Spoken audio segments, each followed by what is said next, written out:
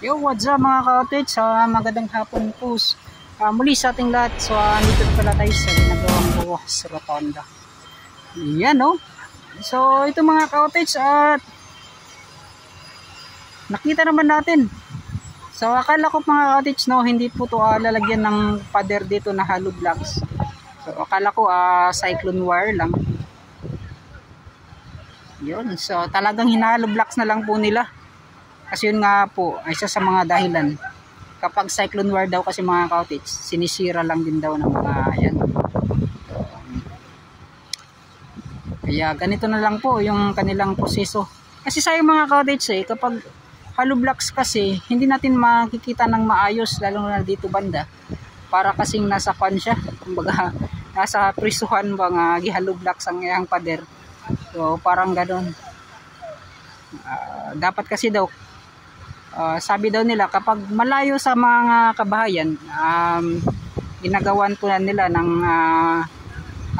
nilalagyan tawag niyan cyclone wire lang po yung kanilang inilalagay. Kasi nga po kapag malapit lang sa kabahayan, hollow blocks po yung kanilang ginagamit. Yan. So punta tayo doon sa unang mga ka-outage, no? Titingnan natin ano yung mga nagbago dito sa ginagawang ROAS. Yan. So, punta tayo sa unahan. Let's go. Yun no, mga ka-outage at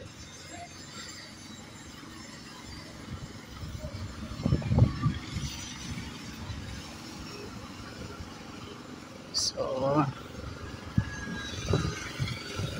ay pinalabas pala nila dito sa pag-pile cap nila mga ka-outage, no. Yan. Nakala ko dito banda ipapasok ko. So hindi pala, malabas po ito.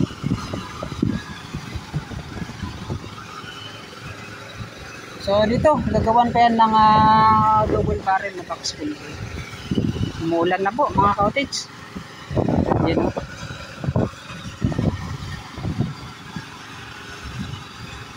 Napakagaling po nilang magtrabaho.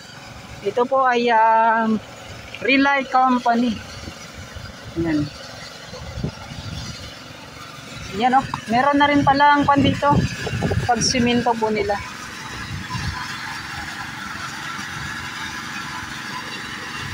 Talagang malapit na pong matapos yung ROAS rotonda. So kunting-kunti na lang mga ka-outage. Ay ito po ay makikita na talaga natin yung kagandahan. So yan, kita po ninyo na pinapapasukan pa talaga dito kasi yun nga po ay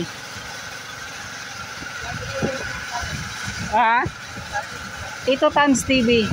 Tito Tans. Ay, yan. Yan. May tatanong mga ka-outage. Yun, so mga ka-outage at so yung mga ka-outage no, dapat mag-ingat lang po tayo lalo na sa mga nagbabike pupunta dito.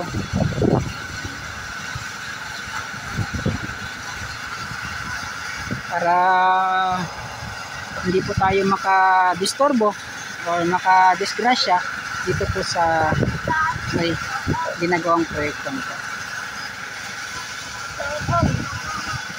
So, yan o, napakalapad na, kitang-kita na talaga yung itsura ng ginagawang bukas.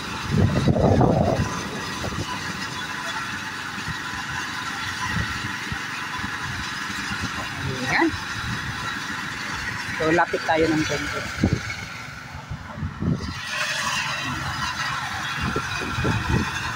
So, mga cottage, ikutan natin yan para ipasilip sa inyo kung gaano po kaganda itong proyekto.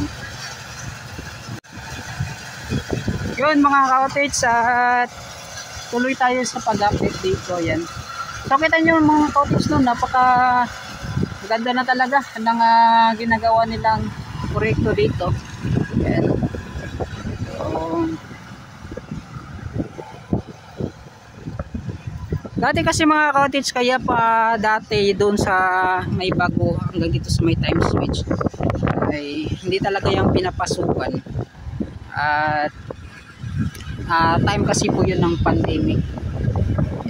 Kaya dito parang hindi na talaga naagapan kung bakit po ay nakapasok talaga yung mga estudyante dito, kasi nung time na nga natapos na po yung pandemic, parang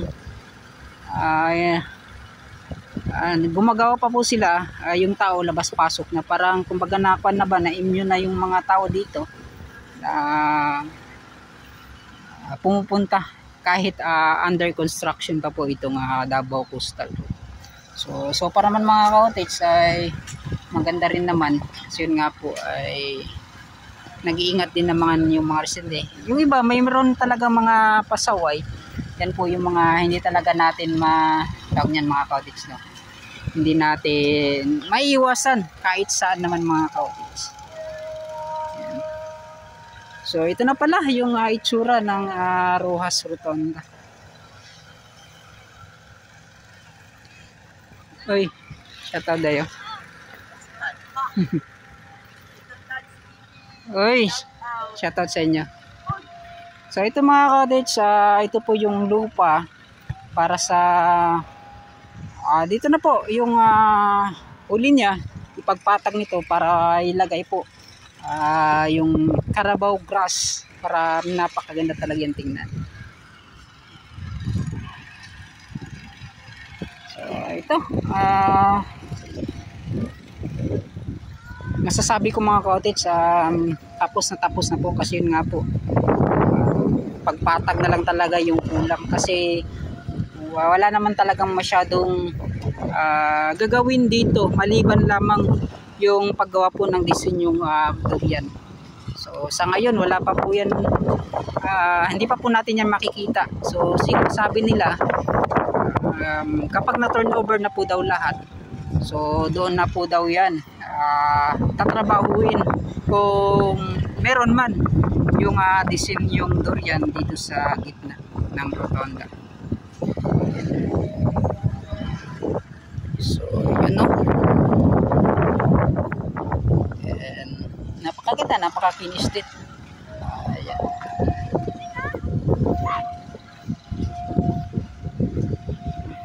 Napakalinis ng kanilang pagkagawa. Ayan.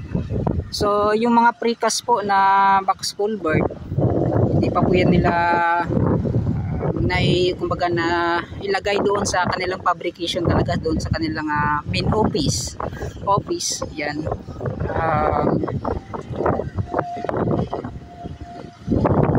So siguro ay sa ibang proyekto naman po daw yan magagamit. So dito sa Davao Coastal parang hindi na po tayo magagamit mga cottage, kasi yun pinalakyan kasi nila yung box culvert na ginawa.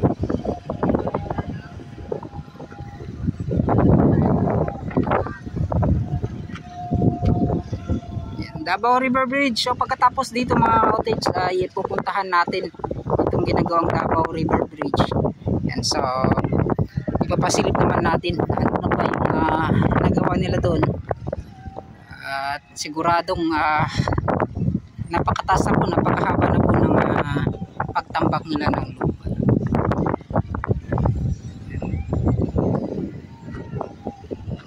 kunting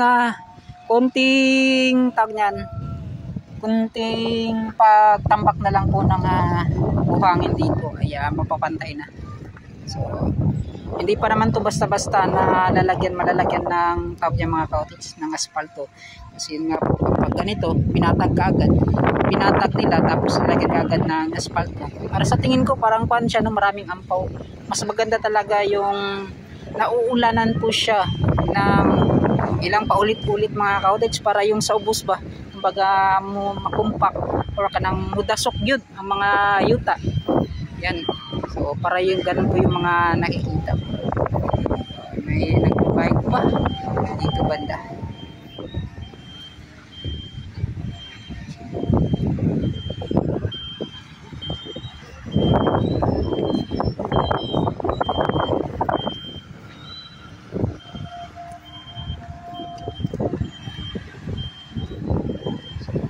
Wala tayong drone. So napakaganda talaga tingnan kapag may drone mga ka-outage, kasi nakikita talaga natin sa taas.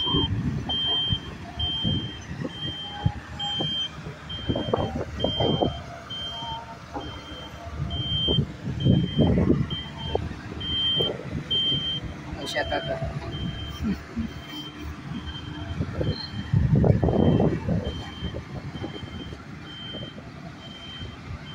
So ito na nga po mga ka-outage, itong Davao Coastal Road, hindi po ito fake news, ito po ay tinatrabaho. So sabi nila, akala ko nga 2025 ay matatapos. So sa 2027 pa daw talaga yung full na 100% ko Davao Coastal Road ay ma-turnover itong Davao Coastal Road. So yan, asahan na lang natin. Napakatagal-tagal pa daw pala mga ka-outage, sa mga 3 taon pa malalaman natin at makikita natin na itong Boulevard area hanggang doon sa may R. Castillo ay madadaanan na po ng sasakyan. So yung mga ka-outage, kapag matatapos dito ng 2025 hanggang doon sa R. Castillo, pwede rin naman mabadaanan mga ka-outage kapag kahit hindi pa tapos dyan sa may Davao River Bridge. Kasi pwede ka naman dadaan dyan sa may Ruas Extension kapag natapos na. So abang na lang mga ka-outage kapag natapos na itong proyekto na to. So hanggang dito na lang, magpapaalam na po ako. Yan, naipasilip ko na sa inyo yung kanilang ginagawa. At dito mga ka-outage, konting pasilip lang sa pagpatag, pagpison po ng lupa. Yan.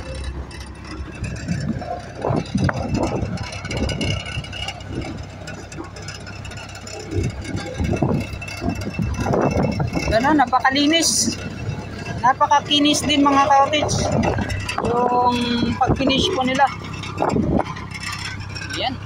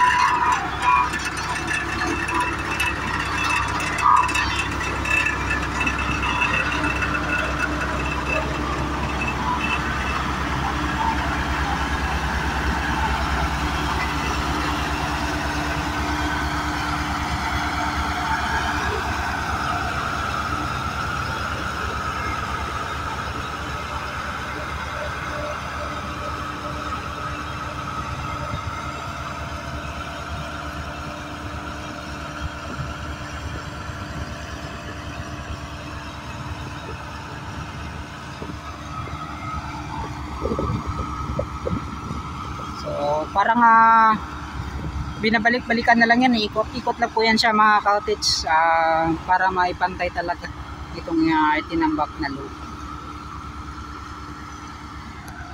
So yun, talagang mapapaalam na ako mga ka-outage, no? Maraming salamat po sa inyong lahat, sa mga nagtitiwala dyan, sa mga solid supporters natin. Mega shoutout.